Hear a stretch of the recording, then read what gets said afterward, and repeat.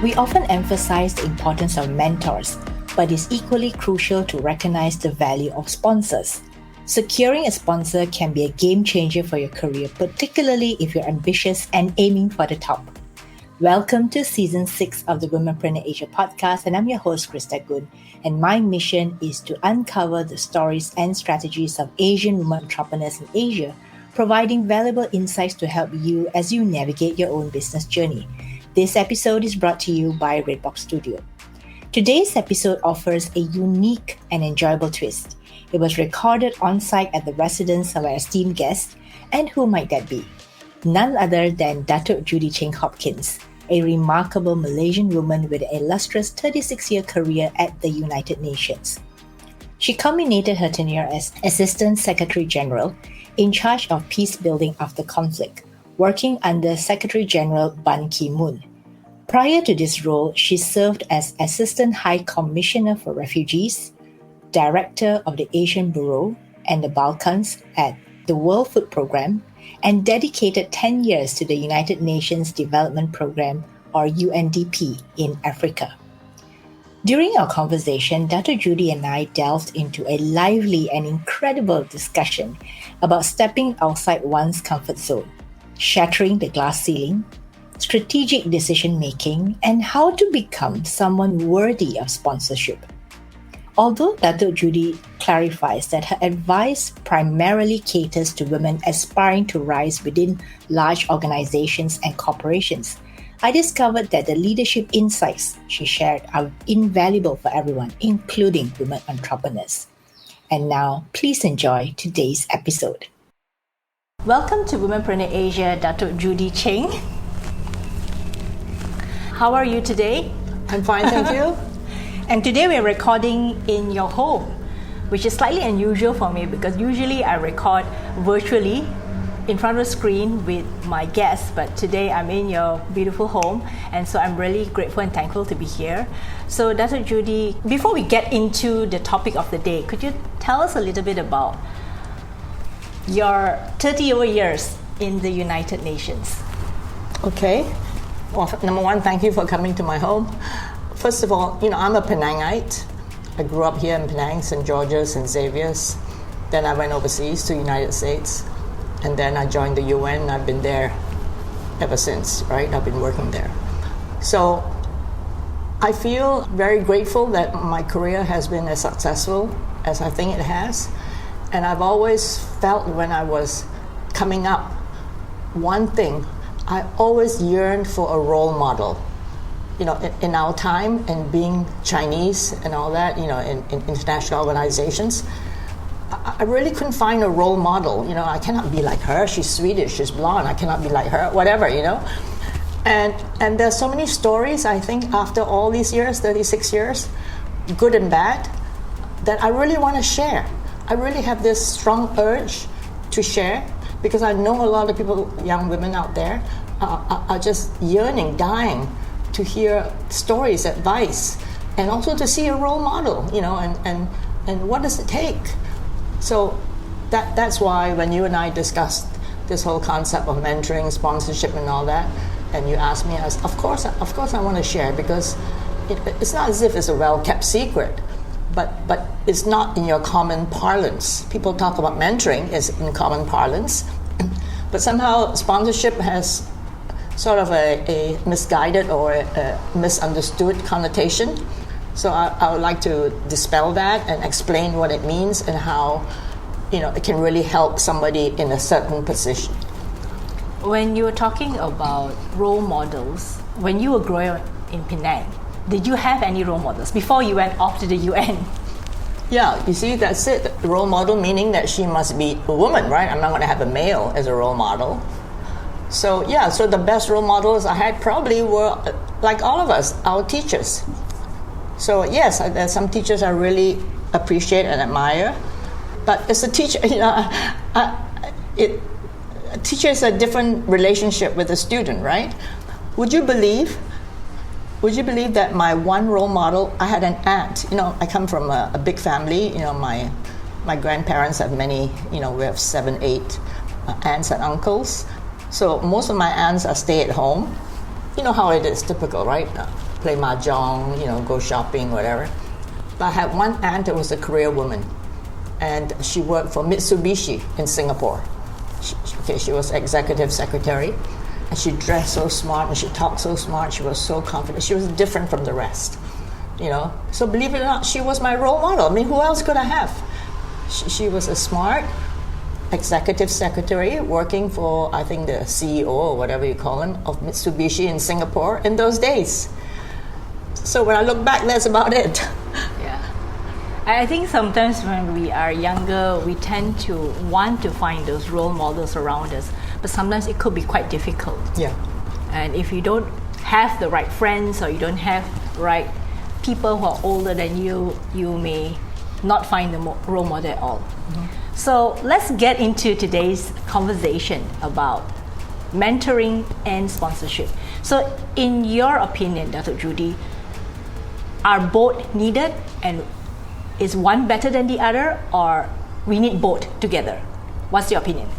You need both, and it's not that one is better than the other, but one is for a certain set of circumstances, and one is for a general, and obviously the mentorship is general. I think in every field you work in, whatever the field, teaching, public service, private sector, especially a younger woman coming up, it really helps to have an older person.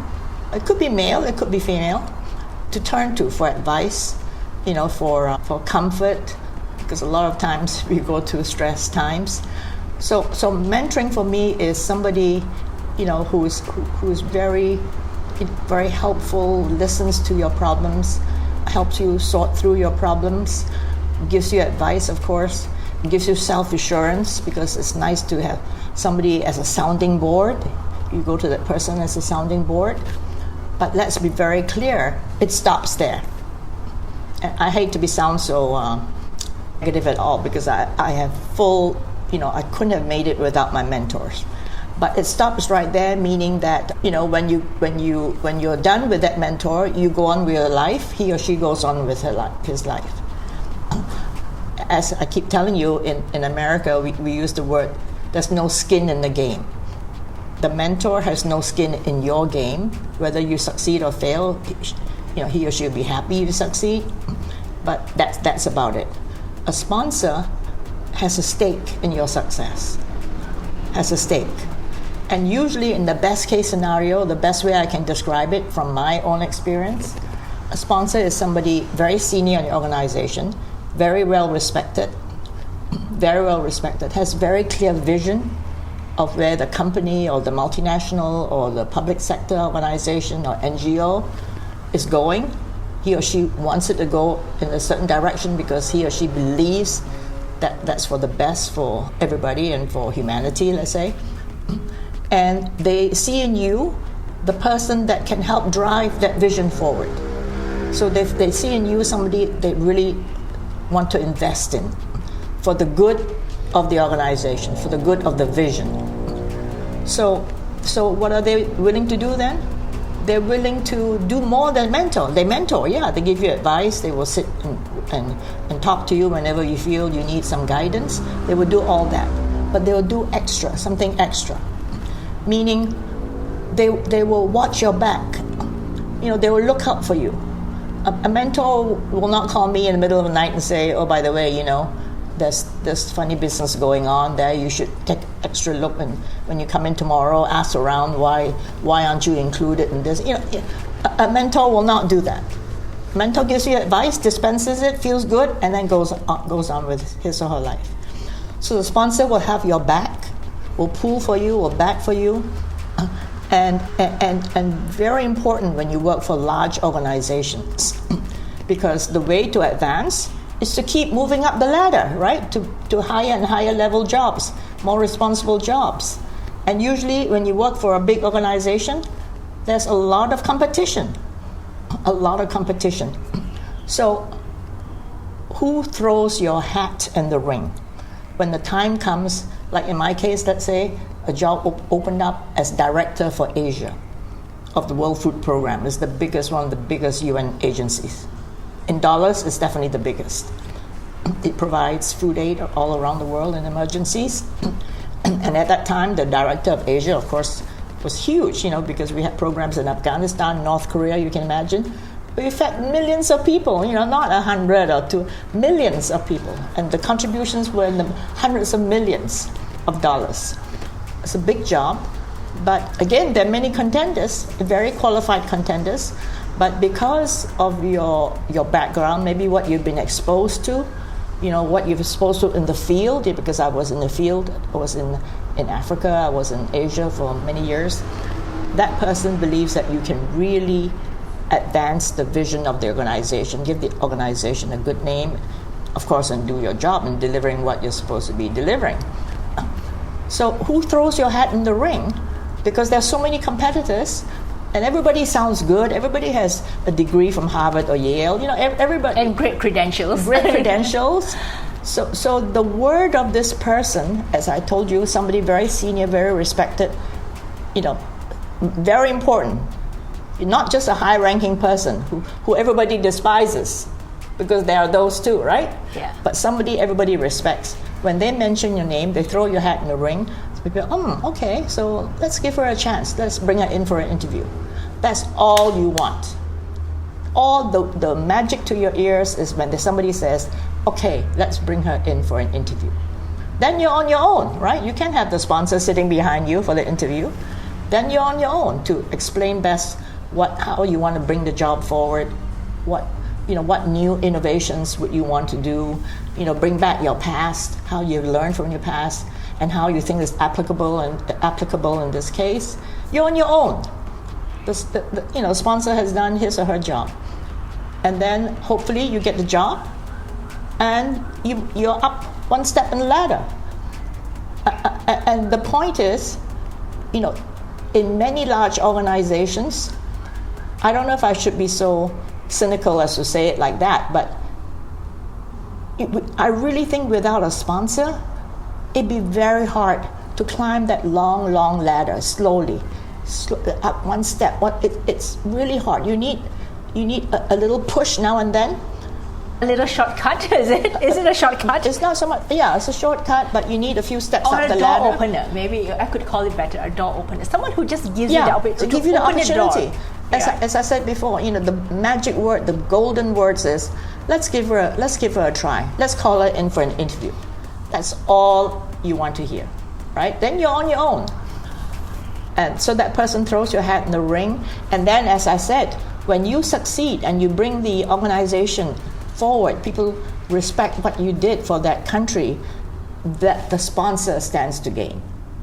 Because that sponsor, put his bet or her bet on the right person. Life is like that, in private, public sector, whatever. And happily, in my case, I had one or two sponsors in my life. Some are sort of semi-sponsors, not all the way, but I had one that was truly a sponsor. And happily, I have to credit that experience, that episode, that led me to become an Assistant Secretary General in the UN, with no political support or backing. I have no connections, and I'm happy to say that in my government, I'm not related to anybody. Just slowly climbed up the ranks and suddenly reached a level where I catapulted. Yeah. So I think that gives us a clearer idea of what being or wanting a sponsor should be all about, right? To not have the person give you or supply you every single thing, but to give you that opportunity so that you could rise and shine. Prove yourself. Yeah. Yeah, and what's so funny is, I knew I had this one sponsor, another one and another one maybe, but I never even thought of the word sponsor. I thought of him, it was a him, as a mentor.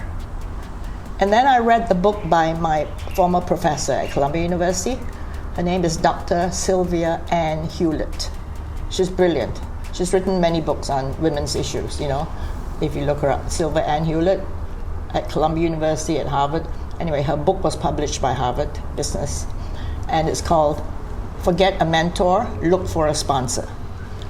So when I read her book, I never thought of it that way. A light bulb Everything moment. light bulb, crystallized, light bulbs kept going off. So that's it. He was my sponsor. He did exact. She wrote, she did research, she did theory, she did research, but I'm the life case of how she was right. She was on the spot. She put her finger right on it because she was doing research on a lot of, JP Morgan, I think, some of the big multinational firms, and she was exactly right. Did you suddenly feel, wow, you found a name for that, Yeah. and it's not a mentor, sponsorship? And not only that, I found a name for it, and what it takes, to put content around it, not just a word, and then now to be able to articulate it and to share it with others. For me, that's the ultimate reward. And I hate words like giving back, but that's the ultimate in terms of whatever I can share in my experience. Okay, just a side note. Why do you hate the word giving back? I love to hear that. Oh, you like that? I like that. It's sort of patronizing. Okay, it's fine. It's just that you give back, but you also got a lot out of it. So I hate martyrs. I hate people who are martyr-like. You want to give. Yeah. Like as if the person is sacrificing their entire life for you. No, sorry. I'm the first to admit I got a big fat salary. Yeah. And a pension, and a good life, and owning home in Malaysia and New York. So what giving back? I'm so grateful for what I have that I owe it to share myself. I owe it. I wanted you to talk a little bit about giving back also, because I feel that there are many camps talking about giving back. One is that they feel that if they say giving back, it's as if they need to do something. But the other camp says we just give. There's no giving back. You just give. Right. If you want, you just give. And feel good about giving, because and feel good about it. Yeah. Don't think any further. Don't think about anyway, that martyr syndrome is not me. Okay. So I'm from Penang, we're tough. We're tough in Penang. We're tough people. Tough and resilient, right? Yeah. So coming back to the concept of the mentoring and sponsorship. So in your case, you were actually being sponsored to rise up the ranks. And now that you have spent so many years in the organization, in the UN, and now that you're sharing basically you want to tell the world that if you want to rise, you have to be smart, you have to get both mentors and sponsors. But how do you, I know sometimes it's easier to find mentors. How do you find the sponsor? Yeah, that's a very good question.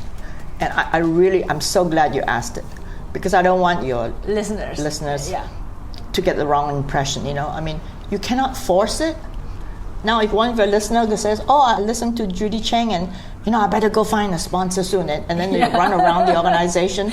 Looking back, like, will you be my sponsor? It's going to backfire. Don't do it. Yeah. It must happen organically. Okay.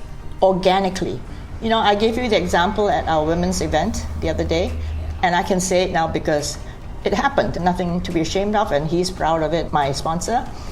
But I told you, right? It was a real event. We were running an office of the UN in an African country that happened, that had a very bad reputation, and then it so happened that we were both posted there.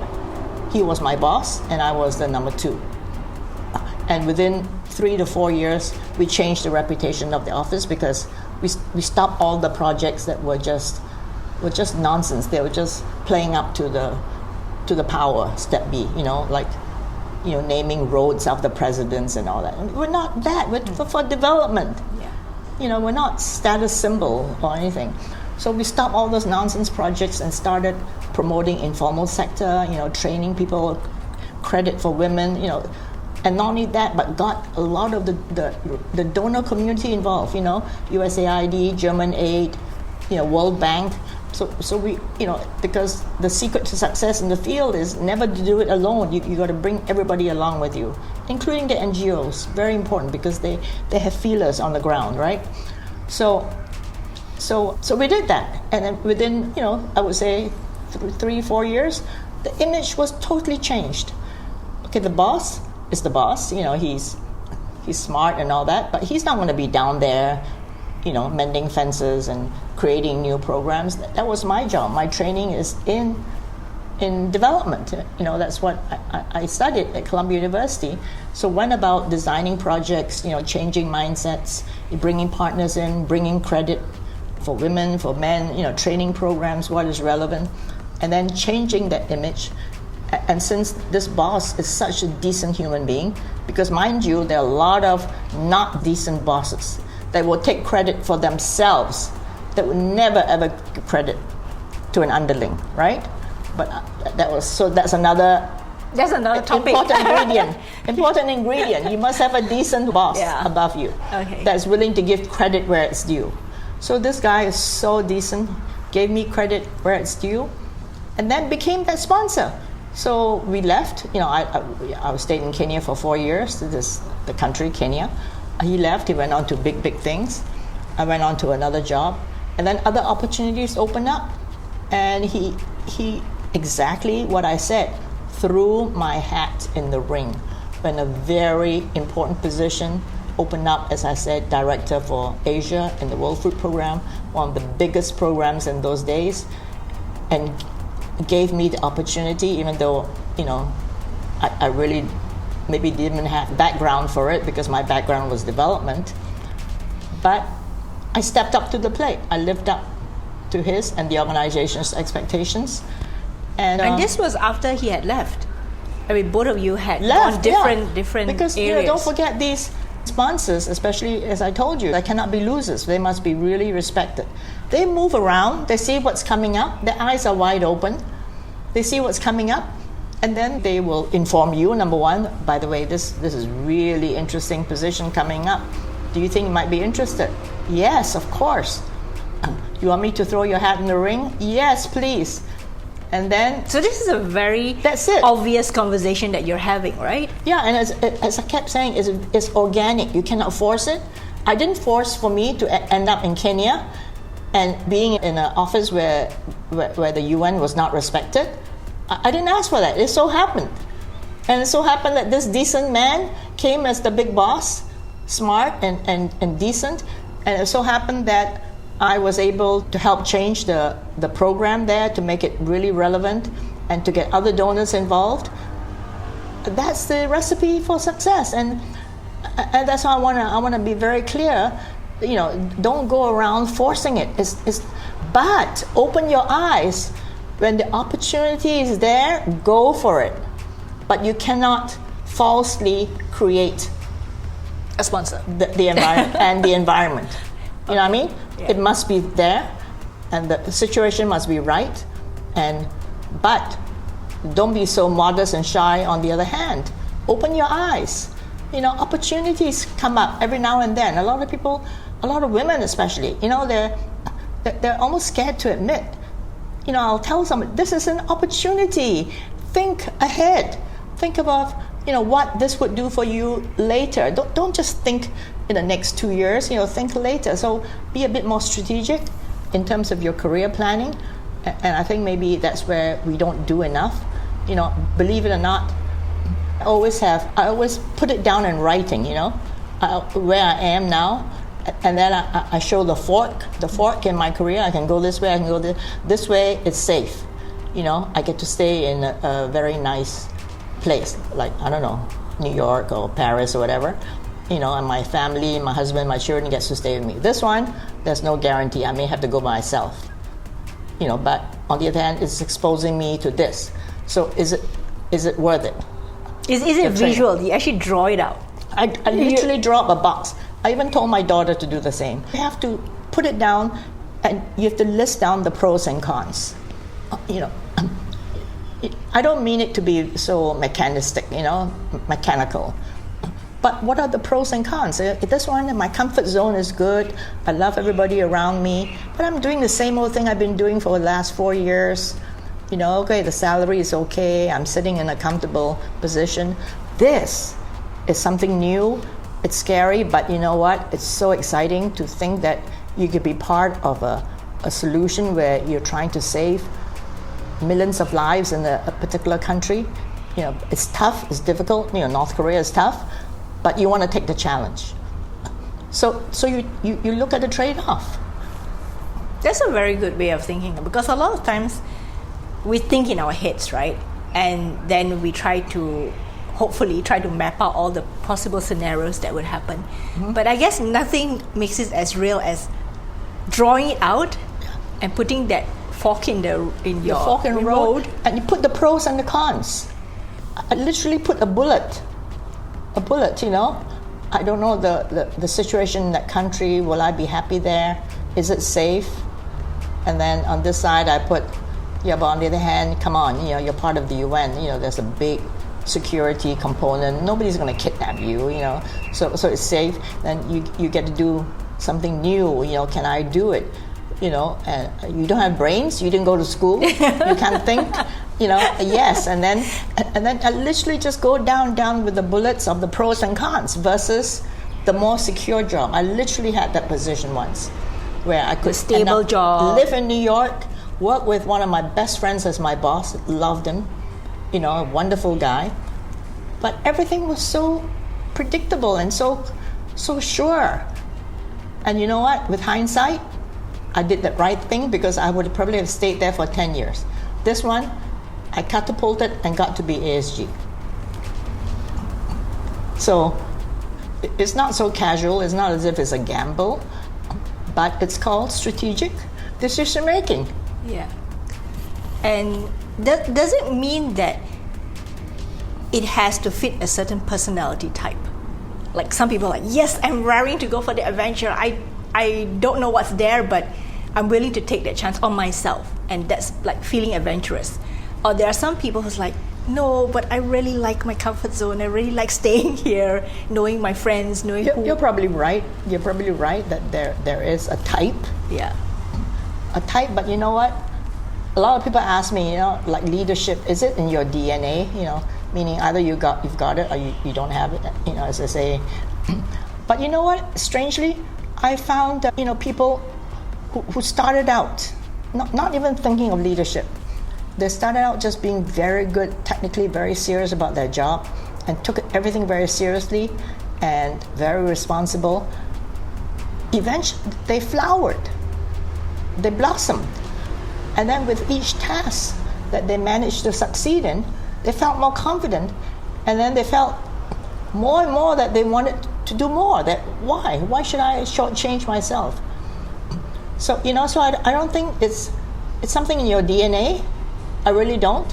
I really think with your own experience and your ability to build that self-confidence and achieve things, that before you know it, you're just as ambitious as the one who got a PhD from Harvard. Good point. Let's recap. You said that there's a difference between mentoring and sponsorship. You can't force it. It has to be natural. You can't go around asking or trying to make someone your sponsor. Right. It has to be very organic. Is it only for, like, if you're in the same organization? In your case, of course, it was in the same organization, and of course your organization is huge. But what about if the organization has that few people, which is very limited, and does that person have to be senior, or does it have to be your peer? Oh, the sponsor has to be senior, as I said, and well respected. Otherwise, if you're the same level and you're recommending me for something, people will take it with a grain of salt, right? Whereas somebody very credible, very senior, very respected, very important.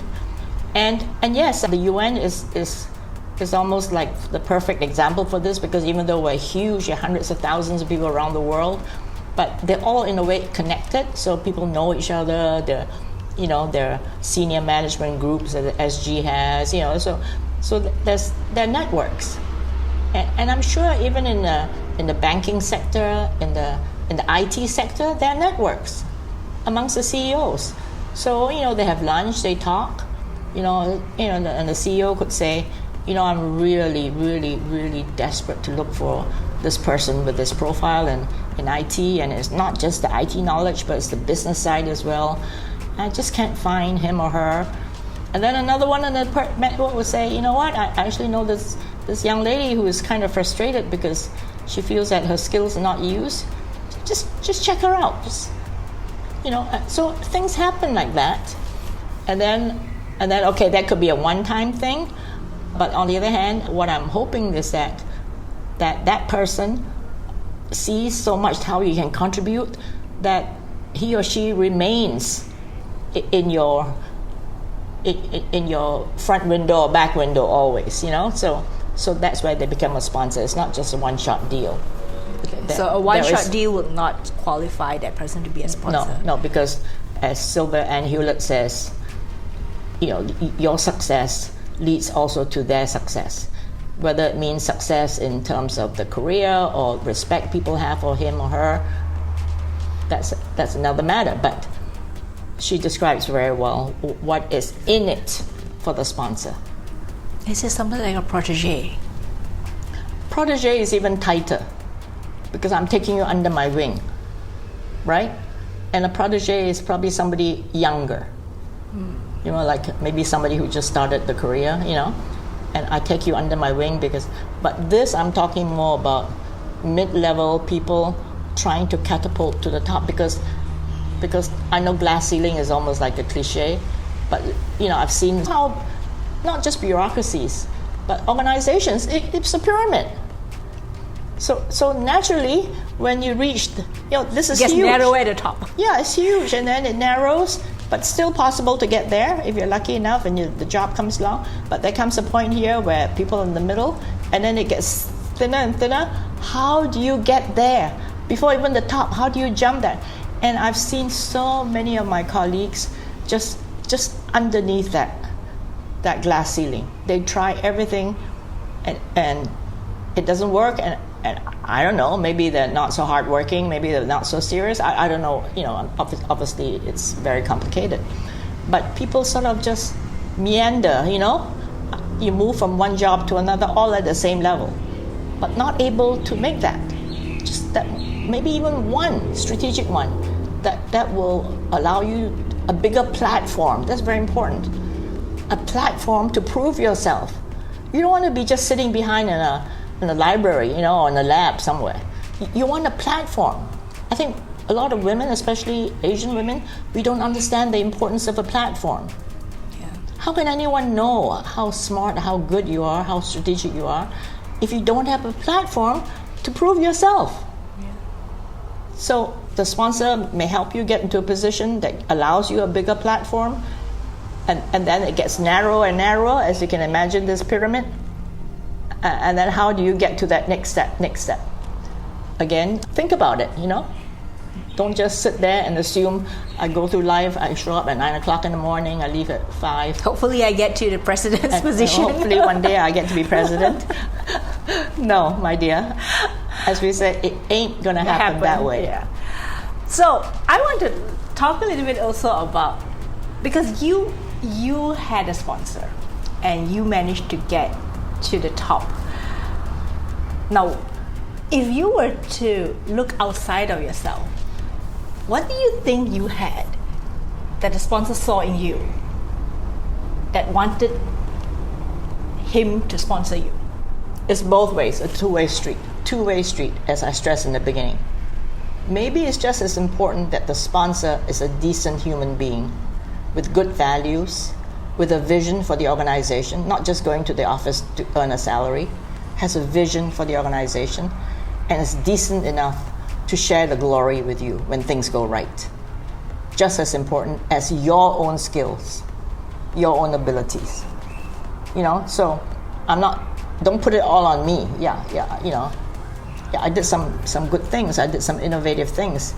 But maybe I credit it equally onto this thing called the sponsor having those qualities. So it's a two-way process. So it's the a two-way. sponsor must be a decent human being with this ability to see further than what you can see, and show you that, hey, there's this other way that you should go, rather than just stick in the office. So if you happen to work for an organization where you happen to chance upon a sponsor, in doing your work and you're good at what you're doing, and the sponsor expresses a lot of confidence and a lot of admiration in what you do, then you may be going somewhere with finding a sponsor. Do you think that more and more people should warm up to the idea of sponsorship? Of course, mentoring is important, but I know mentoring is a very popular concept in Asia. Yeah. We talk a lot about mentoring, business mentoring, work mentoring, but we hardly have any conversations about sponsorship. Because, and that's why anyone who's seriously interested should read Sylvia Ann Hewlett's book. Forget a mentor, find a sponsor. Harvard Business School Press.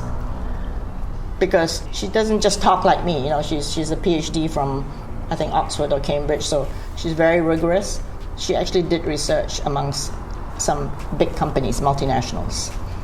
So read it so you get a better understanding, because I think the problem is it can be so easily misconstrued and misunderstood. People can casually say, "Oh, you want a sponsor? Okay, I'll give you a T-shirt with my name on it." Please, no. Or even I'll give you money. Some nepotism, nepotism with family. My uncle, my uncle will be so happy if you allow me to do this, and whatever. So if you don't explain it well, it can be really misunderstood and misconstrued. As nepotism, as favoritism, cronyism, exactly, and even worse, I don't dare mention.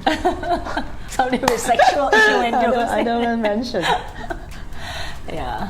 But it is a great topic to talk about, because I think a lot of times when we talk about leadership, it can be very vague. We don't understand what leadership is. You know what Sylvia Ann Hewlett puts in the book? She says it very clearly. A lot of men, white men, she doesn't shy away from saying white men, the ones who with a nice suit, nice looking, going to the top, and the so-called sponsor pats them on the back and you're ready for big things, son, that kind of thing. They've had sponsors forever. They've had sponsors forever. And then we were so, playing around, I need a mentor. But they've had sponsors forever. That's the secret she's willing to share with you. Read that chapter. Get the book and read it. I mean, if it's not highlighted and it's not spoken about, I think most people would not actually know of the concept at all. So that's why I'm glad when we spoke about it and you said that, and I asked you, I said we should talk about this. Yeah. And I know that even though my podcast is about entrepreneurship, I think sometimes these are topics that even beyond entrepreneurship, we should start looking maybe relevant. Yeah, but again, as we said in the beginning, right? So it's relevant for certain settings, certain environments, such as, let's say, such as usually a big organization, a big multinational, a big NGO, certainly the UN, big private sector companies, banks, because otherwise it just doesn't apply. And in your case, could you tell us some of the interesting stories that you had while you were in the UN, which made you feel really proud to be? Yeah, maybe part another of the UN. one that I haven't really shared too much, but I was thinking about the other day. When I was interviewed for the ASG job in Peacebuilding by Ban Ki-moon, the Secretary General, this was a very high-profile job. It was recently created in the UN. It didn't exist before. Everybody knows about peacekeeping, right? The blue helmets, the people with the peacekeepers, the military side. Yeah. But the peace-building side, which is softer, is not military. It's actually investing in when peacetime comes and it looks promising. You can't just leave people to their own. I hope they rebuild. And hope that they will start farming again, selling things again, producing, manufacturing. No, a lot of times they need startup capital, they need encouragement, they need training. As I described in my op-ed in Free Malaysia today, I described a case in Burundi where people came out of conflict. It was a high-profile job. It was very competitive. A lot of people wanted it, and it seemed that at that time. Women were lucky that we're coming of age at this time, right? I mean, there's really affirmative action you cannot deny for a certain position. So I knew that they were looking for women for this ASG post. So I was interviewed by Ban Ki-moon, and this is the lesson learned. A lot of times, it really helps to be brutally honest. What do I mean by that? He asked me on the interview, so do you consider yourself a visionary? Right? Because people at that level, they think they're all visionaries, right? Yeah. So I said, Mr. Ban Ki-moon, of course, when you reach my level, I was already ASG at that time at UNHCR. You have to an element, you have to be a visionary to an extent. You can't just go on life not thinking about what new, how to innovate, where to go next. Everyone's a visionary. But I said, sometimes that we get so obsessed with this vision thing, we forget we have to implement. You have to do it, not talk about it. Yeah, you have to take action. Talk is cheap. Yeah. Do it. So I said, and in this field of peace building, Mr. SG, I've seen so much vision. They want to do this. They want to set up a commission, a peace building commission. They want to set up a peace building fund. They want to set up a system to rate countries. All this is beautiful 1-2 talk. But I haven't seen written down a game plan of how you're going to do this, and this. I said, if I came to the job, I accept the vision, I buy the vision, it's exciting, it's new, but I would want to sit down and draft, almost like a work plan of what I would do day 1 to day 100 in order to make that vision real, to do it. That got me the job. Because him, I guess coming from like us, Korean, Asian background, he was sick of the talk. He was sick of the talk. He wanted things done, implementation. When you were talking about that, I was just thinking, at some point, people want to hear the nice things at the interview. Yeah. People don't want to hear the truth. And sometimes the truth is actually quite in your face, but nobody dares to speak it. Right. It's safer to remain on the margins and be vague. Yeah. It's safer. But in this case, it was so glaring. All the talk, oh my God, the reams of paper on resolutions and all that.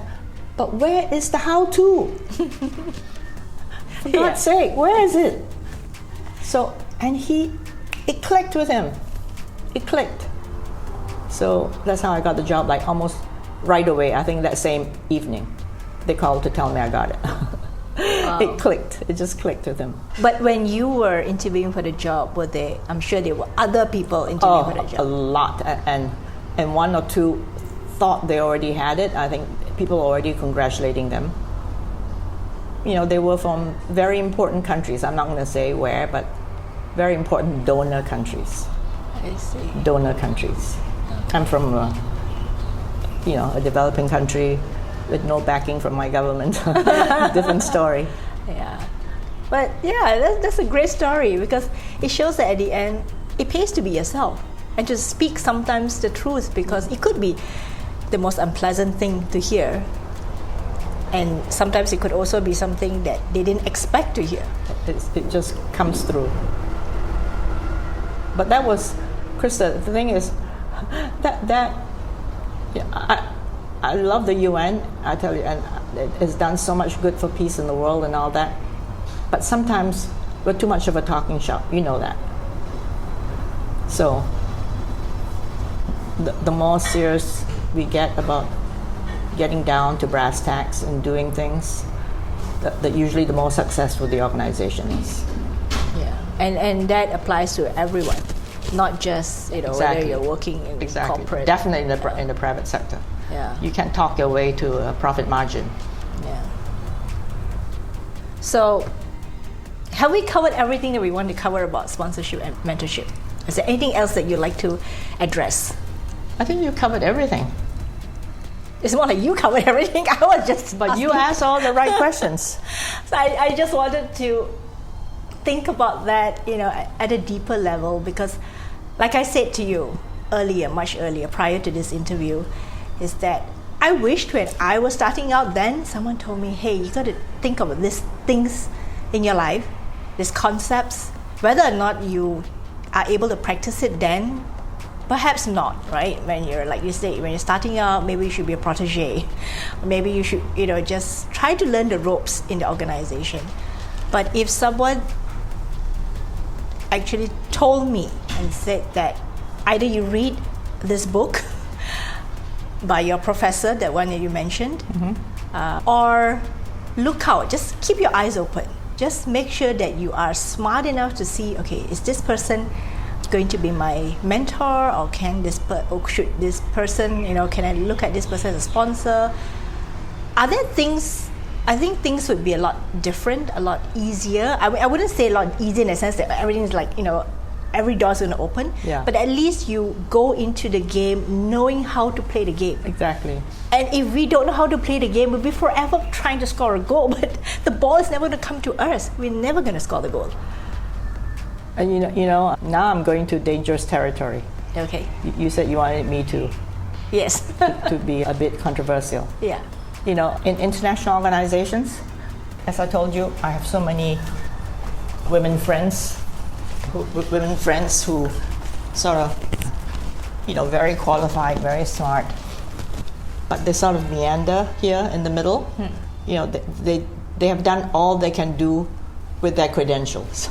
Yeah. You know what I mean? Yeah. So they've reached this. Yes. In the UN we call it P4, P5. Okay. If you know the grading system, we are like the military. We have grading very strict. Yeah. So they're already at this sort of Quite top, right? quite top, because they have all the degrees, they did everything, but they're just not able to move. And so maybe if they had learned the concept sponsorship, maybe they would be more conscious of this. But this is now my advice, totally outside of the sponsorship. Yeah. How can I put it nicely? They play the feminine card. Okay. Please explain Wrongly. that. Please explain that. I would love I don't to hear. mean I don't mean they're too smart, they're too respectable to use sexual or other, so I'm not even implying that. But too much of the feminine card. Yeah, and in a way, if you have a good sponsor, not just a mentor, you sort of you move away from that feminine card. You're something else. So and what's so sad is a lot of these women, and I know so many, tend to be the best looking ones. The best looking ones, good degrees and all that, but because they play the feminine card, they Is it don't because quite know it's like how to be safe? assertive when Is it because it's safe to play that feminine card? No, I think they don't know when to be assertive and when not to be, when that's too aggressive. I think women have to be a bit more self-conscious of how they are in a public role, in a public setting. Let's say in the boardroom, what they say, and They're too careful? on the contrary, be a bit careful, but on the other hand, be self-confident, and I don't know how else to say it. Like when you have to Don't play the feminine card. Yeah, Don't like when you have to be assertive, be assertive. Or Be you have a assertive. point to make, just stand up and make a the point. Rather than, no, I would not say it because of... And I rather play that soft feminine role. Doesn't work. Okay. At least in Because my it experience. backfires. For these unfortunate, very qualified, and sorry to say, very good-looking women. Okay. The best looking. Oh my God! Some of them, they look like models. But unfortunately, the world is still a male-dominated world. We are trying to change it day by day. So you got to recognize it. Okay, Don't adapt. So this is my question now, since you're talking about that. How do we balance that? Like, I want to be confident, I want to be assertive, I want to state my point, but at the same time, I don't want to be seen as, too over the top, too bossy. Yeah. She's so domineering. That's where role models come in. That's where role models come in. You look at people you admire and you observe them. How do they behave? I do. I actually, I look at how they behave in meetings, how they make a point, and consciously or subconsciously, you're processing it in your head. That's what a role model is all about. So the role model can be other people, can be people around you that you respect and you admire, and you're going into situations or meetings with them and you're observing and you're learning. I'm learning, exactly. It all is like in a computer, everything just goes there and you're processing. But you're very strategic. Huh? But you're very strategic too. So I guess that part of your persona plays very well into this part where you're absorbing, you're learning, you're picking up lots of hints and clues about how to behave in a social setting. Whereas there are people out there who are just so unaware. Right? And that's exactly. why they just go through life walk through life like that, yeah. And they have no plan. They have no plan A, no plan B, no plan C. That's a good point. As you said, I write things down and I actually have a plan A, B, or C. A will get me this, but B will get me this even better, or C may not get me. So because me, I don't know, maybe because of me, a lot of times my train of thought I lose, and not just now because of old age, but I have to jot down. Even before I make a point in a public setting, I usually jot down my 3 or 4 points that I want to make before I'm done. And very important for me to get through, because after talking about the first point, I may have forgotten the third one. So jot down, I always jot down. So is that also a tip for us? Like before you get into a meeting, please jot down the 3 to 5 points that you have to get through. You want to come across, so you don't get sidetracked. Especially when somebody raises a question or they interrupt you.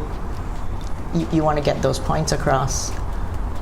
It just comes across stronger. Yeah, that's a really good one, because a lot of times I think people just think that they can remember what they want to say, and they go into a meeting and they get sidetracked or they get flabbergasted at what's happening in the meeting. They completely forget their point. Exactly. Yeah, great point. That's the point I said to you guys at the IWD as well, that public speaking is also very important. There's no room. You cannot be shy. You just cannot. You really, in a way, it's so logical. As I said, how can anyone know what you're thinking, what's in your head, what is your idea, what is your contribution? What are you thinking? Why do you deserve to be a leader or somebody that we look up to if you don't open your mouth and say what it is that you stand for? I'm supposed to guess by looking at how you look. So in a way, so making that public statement, it's not just about, wanting to show off or, it's really stating what it is that you stand for in a brief way, don't be long-winded, so that others have an idea what you're all about. But us Asians, we're so happy to sit in the back of the room, not say anything, and then we go back to our office and work so hard. We compile all the statistics, we do everything, we have the report write ready. all the reports. Write all the reports, and then sit quietly in the back room and pray that nobody points at you. How are you going to be a leader? Yeah, that's a really good point. Yeah. And then of course everyone dreams of being the chairperson, the leader at the top. But if you don't take these actions when you're building or getting there, no one's going to notice you. Right. And when the right opportunity comes along, exactly, nobody knows that you're even available. Yeah. Because you're in the back room, right? Because you're never in the back room, and you think just working hard is enough. Working hard. Maybe you should write a book saying working hard is not enough. You need a strategy, you need a plan to get where you want to go. And especially for women, because I think women, we believe like there are certain things we believe in, assumptions about life. Like I said, right, if I learned that, and I think that that itself would be very helpful to tell people that you have to have a plan for your life, and if you can't do it in your head, just draw it, put the pros and cons on both sides of the paper. And do you have to talk to someone about it, or is it just your own decision making? No, if you wish, you talk to your spouse. I talk to my husband about it. I talk to my daughter about it. Somebody you trust. So, is there anything that we need to cover, or have we pretty much covered everything? Covered everything. How many hour? How long have we been here? I think almost An an hour. hour, yeah. So, great conversation, and I hope that we can have more conversations like this in the future, especially talking about, I think, to me, like I said, leadership is such a big topic, ambiguous. And everyone talks about being a woman leader. Everyone talks about leading your organization, leading your company, leading your business, leading your community. But no one has ever been able to really break it down into this little ways to help us build that foundation for leadership. Because without, like you said, without the public speaking, without the ability to show what you're good at or what you can do, ability to have a mentors or sponsors, ability to know and observe and see and not go through life as if you're in a dream, right? And just have that idea that this is where I want to go, and it's okay to be ambitious, right? And that's the thing. Sometimes I feel maybe women shy away from. Sometimes it's like if you want it, if you want a job, the audacity to be ambitious. Yeah. I mean, to really take that step forward and say that I want to be that. On the other side, how can we be sponsors? Exactly. Yeah. So I didn't even talk about that. So now that I have retired, I'm part of a network, of course, of senior women, very, very senior, high up, who are very politically motivated. So we're in a position now to play a role, because we see all the top positions opening up, and you cannot be, as you say, too passive about it. You got to be proactive.